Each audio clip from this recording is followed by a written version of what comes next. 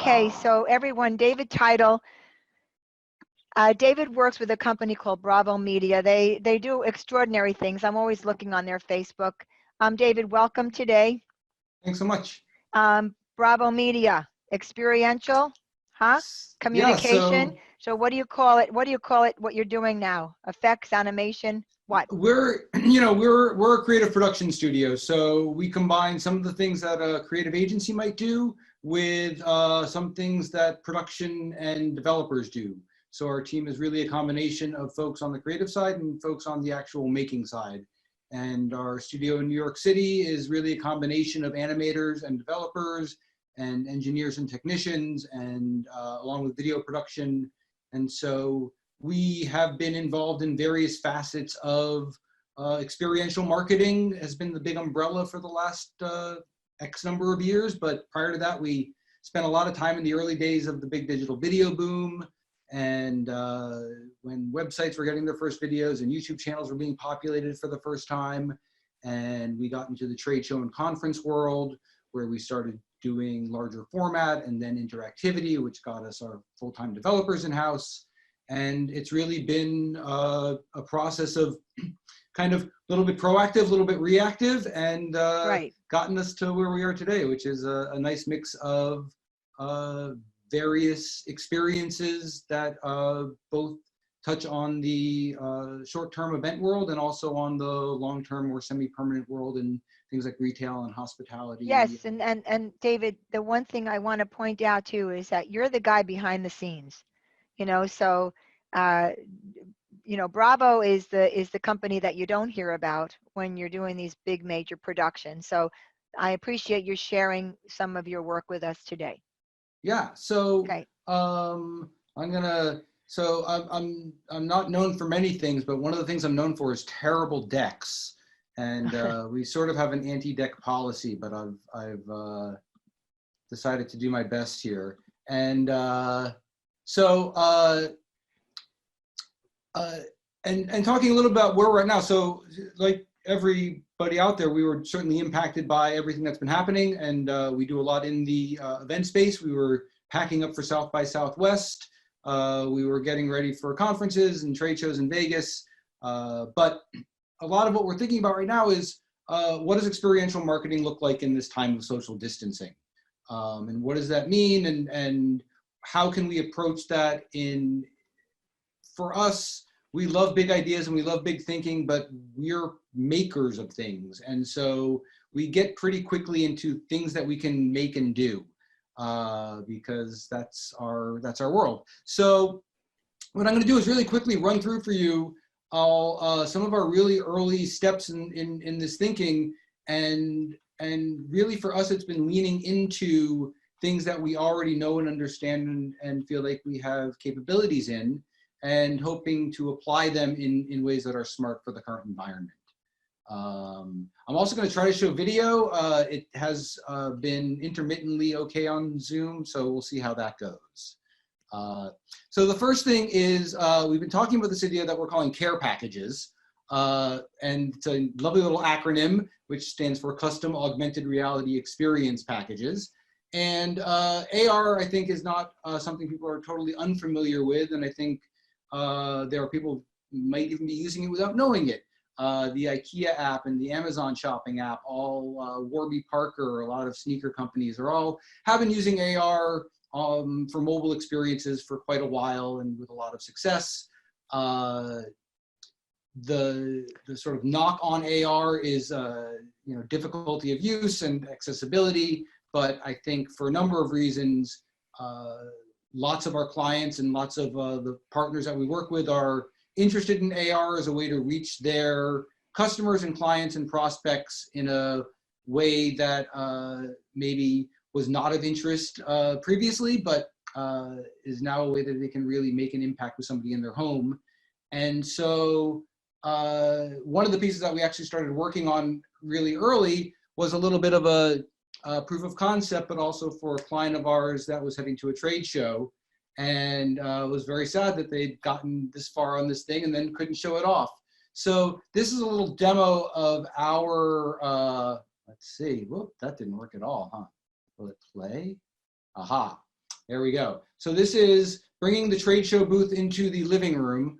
And this is a simple app that we were able to build. And what it does is it launches a sort of a portal, and this is all through my cell phone. And this is a one-to-one relation, so I can now physically walk around. This can be tricked out with full audio, touch interactive experiences. And because you're physically moving around and moving through it in a one-to-one experience, it has a different sort of impact than browsing on a web screen or browsing on a website. And you can kind of see I walk back out into my world. So that's one of the areas where we're seeing interest in AR as a way to give people a unique experience while they're safe at home. We're working on a pop-up shop related concept. We're working on a number of other sort of takes on this. And then we're also exploring how we can use AR to help make digitally enhanced products. We're partnering with some folks in the promotional product space and using that as a way to be able to send packages that have a digital component that either launches an AR experience or related experience. So that's a little bit on that. Let's see. Okay, so one of the things we are kind of known for, if people are aware of us at all, is we do a lot of projection mapping. And if you've seen the Late Show with Stephen Colbert before he had to leave the Ed Sullivan Theater, there's a big dome overhead that's projected on top of. We created all the content for that. We projected on everything from a pair of sneakers to the side of a building. And we were really interested in thinking about how projection mapping is a great tool to go big and to reach people as we sort of come out of a complete shutdown and we are out and about and we can't gather in large groups for festivals and for sporting events and conferences. But in the same way that drive-in theaters are starting to make a little comeback, we think there's some great opportunities to tap into the power of projection mapping to create out-of-home experiences that can both garner attention on the street, but also help you get attention on social media, because videos of these experiences tend to go pretty far and wide. So this is some samples of previous projects that we've done. This was the Gansevoort Hotel in New York City, and it did gather a bit of a crowd, which maybe today would be less of a interest. This is out in Los Angeles for Lincoln. And again, great way to garner attention and make an impact, but still really trying to be aware of the current environment that we're in. So David, Chicago. Yep. Yeah, so David, really what you're opening up here is, I mean, yes, projection mapping can be anywhere, but it's paid advertising in a sense. It's advertising. Absolutely. In one hand, it's marketing, it's advertising, it's communication. So whether it's, you know, on a street corner or it's on a bridge or it's on the side of your building, it's one more option for the event planner or producer to get a message out there. Yep, and there are ways to do it that are really dynamic and cost effective and can be a lot of fun as well. And I think that's the biggest thing people need to hear, that there are ranges for this, and that there are cost-effective ranges based on a typical production budget when the normal happens, or messaging is going to have to happen sooner or later before we meet, perhaps. Yeah.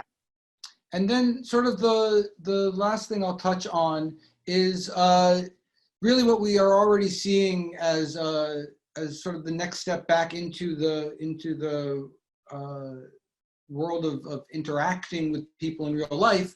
I think that the thing we've been talking with a lot of our clients about are smaller, more controlled events with fewer people that allows you to really ensure a higher level of safety, and but at the same time you want to continue to make sure you're making an impact. Oops, this one might not play. Oh, there we go. Oh no, it's got sound. Let's turn that off. There we go. But this was, again, a combination of projection and some other technique work that we did for a private dining experience. And I think for a lot of folks, when you need to make a large impact and you can't go gigantic, you really have to think about the special things you can do that are small and personal.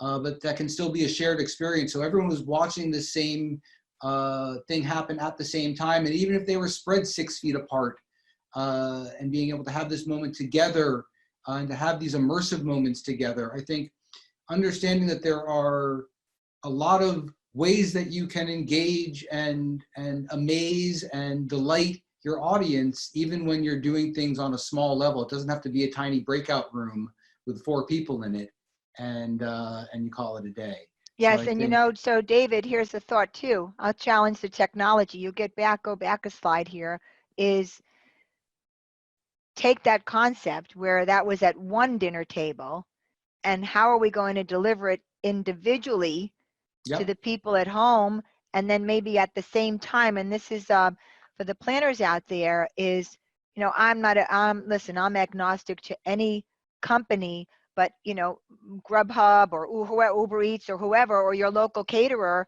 who's going to deliver that meal that you're seeing on the screen. You're all invited at one time. Maybe there's a physical meeting going on at the same time, but then the virtual hybrid component is there as well. Jim, this is technology. Do you have any thoughts on this?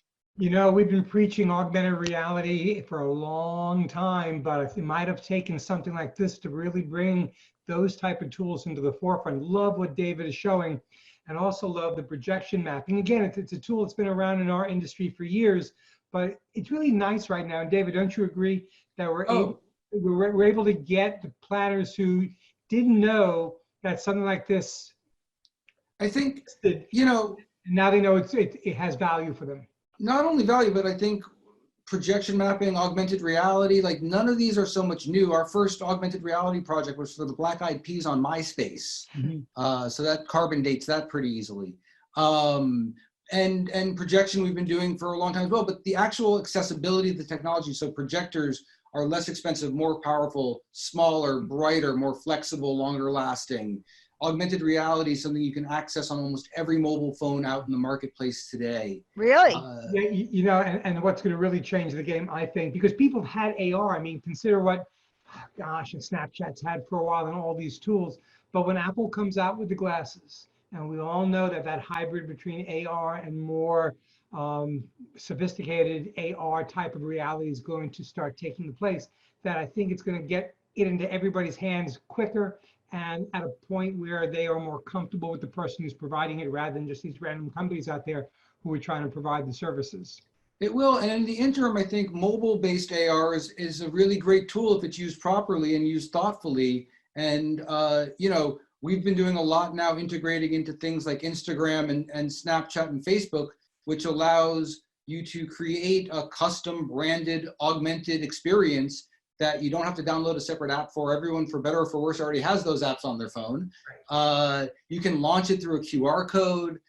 It's really, it's a super accessible technology now that's inexpensive and scalable, and when done properly, really can, you know, bring that surprise and delight to an experience. And that's what makes something experiential. Yeah, you know, David, and I'm going to say this to everybody. I mean, Facebook is where you do a lot of your posts, right? With the LinkedIn mostly. or LinkedIn, maybe. I knew it Yep. was, yeah, LinkedIn. Because I know you've done some amazing things. I follow you, but let's just go back to the one comment you made about, and again, this is an option for people listening. Stephanie brought this up before with the incentives of how creative people are getting with swag and having open box parties, right? So imagine something happening on your screen, coinciding with this tangible exercise of opening a box of surprises, and then you can show it right on the screen. Yep, absolutely. Yeah, I think, you know, there's even honestly, you know, in terms of old as new technology, the value of QR codes is something worth revisiting, because QR codes used to have the same problem, which was you had to download an app to scan the QR code to launch the thing, and then the thing was terrible. But now, again, nearly every phone out there, their camera will automatically scan a QR code and pop up a one tap to a location. And that location can be a website, that location can be inside of another app, if that app is already installed on the person's phone. It can launch video. Again, there's some great technology out there that's tried and true, but the accessibility of it has really given it new value. Yeah, I'm seeing Jim over there because Jim's dying. Go ahead, Jim. This is right up here, but I love this idea with the QR codes. Well, here with old technology being new again, I mean, we did throw away QR codes early on because they were hideously ugly. But the bottom line was they almost ran their course before people got used to them, and then AR started coming down the pike. So the fact that I think David's absolutely right. The older technology might make a reemergence as long as it does tie into the needs of the organization, whether it's programmatic or marketing or whatever it might be. So go back to the bag of tricks you used 5-10 years ago and see what's worthwhile. Yeah. So do we have any questions for David? Everybody, because the thing is, I mean, let me ask you this, David, is there, I mean, I know you mentioned different business sectors, obviously communications, brands are brands, right? So is there any one that you see is open more to this technology than others? I mean, I think it's the industries where they've been so directly impacted and looking for solutions. You know, the businesses that essentially won't survive in a purely virtual world and are looking for ways, one, to bridge the gap between now and when they can get back to something that looks like their business again, and what are the tools they can use to bridge that gap, and what are the things they can do as they rethink how they're going to operate to be to still deliver wonderful experiences, whether that's retail or hospitality, commercial real estate, you know, all, conferences and trade shows. You know, there's a lot of rethinking to be done out there, and I think that's where a lot of the focus is. And a lot of rethinking. And look, you and I know this, and I say this as a producer. With my brain is always going with ways of how to work with the product that you do, because you said it, David. You said we are learning to communicate in a different way, but good, solid, creative communication, if it's online, should have not the same effect, but certainly a similar effect, like surprise and delight. The comments we got here are very cool with the dinner scene, and I know there's so much to be done with that, menus and acting it out, and there's just as much as the brain can think of something. And back to, you know, back to what Jim was just saying about going back to what works and being aware of where we are now. You know, we really cut our teeth on the very early days of web video, and everyone realized, oh my God, I can stream and use video, which is such a powerful tool. And but until I could do it on a website, what was the point? And then everyone started using video as this wonderful, powerful tool. And I think one thing everybody should do is really go back and think about what is their current digital presence and what does that foundation look like, and can they improve that? Better quality short form video content when you're dealing with digital is probably the best investment you can make right now, because that's how people are seeing you and finding you, and you don't have the advantage of the in-person, and you this is a great time to do that. Go back to essentials. You know, David, that is I'm taking notes. You know, I see that is, so I love that. What is the current digital platform? And just like everything, you don't want to go from 0 to 180. You want to give little bits that people are used to and how they can build into it. We just have a couple of questions just in the couple minutes that you're left here. What is the best way for me to introduce your company to a customer? Where everyone go, bravomedia.com.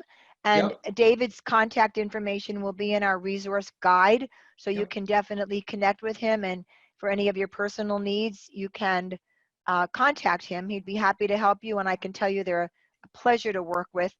And let's see. And as far as future demos, remind me on the website. There are some videos. Yeah, so there's some stuff up there, and if there are specific things folks are interested in, I'd be happy to, you know, show them some more stuff or answer questions or follow up with whatever they are curious about. Yeah. Don't leave home without a QR code. That's I mean, the message of the day. Can't hurt. No, it can't hurt. David, thank you so much.